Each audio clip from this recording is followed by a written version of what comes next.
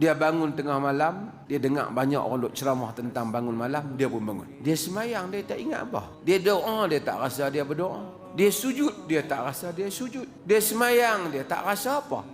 Artinya ada hal yang mudah-mudahan dia nak kena baiki. Nabi bagi satu petua, yang petua tu bolehlah juga untuk orang lain juga ada harapan, bukan saja Rabi'ah.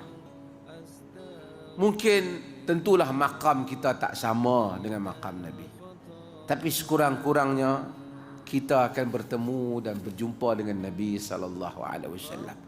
Dapatlah pergi juga ke tempat Nabi sallallahu alaihi wasallam.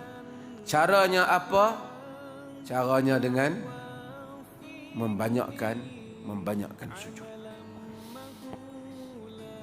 Hadis ni menjadi dalil bahawasanya sembahyang sunat ialah amalan yang memasukkan seorang ke dalam syurga.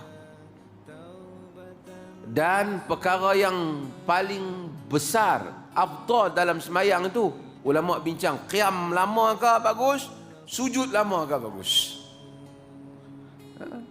Yang penting, jika satu orang tu masa dia berdiri lama, dia baca ayat-ayat Allah, ketika itulah dia khusyuk dengan ayat Quran, dia faham ayat Quran, maka dia panjangkan qiyamnya, dia baca surah-surah. Jika masa sujudlah dia ingat Allah, maka dia lamakan sujudnya di dalam qiyamnya.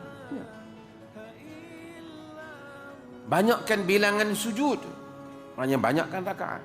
Tapi sujud apa? Salat mana yang akan menyebabkan seseorang mendampingi Nabi sallallahu alaihi wasallam? Ialah salat seperti mana yang Nabi salat. Salat yang mengingatkan kita pada Allah. Ramai orang dia ambil petua salat sehingga dia lupa tujuan salat.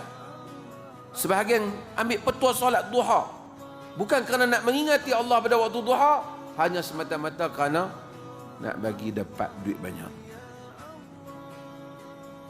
Bukan salat ada fadilat, tapi tujuan salat, aqimis salata li dzikri, dirikan salat untuk mengingati aku. Ingat Allah dulu. Salat untuk ingat Allah. Tempat yang paling besar dan penting di dalam salat ialah sujud. Kalau satu orang sujud pun tak ingat Allah, artinya salatnya bermasalah.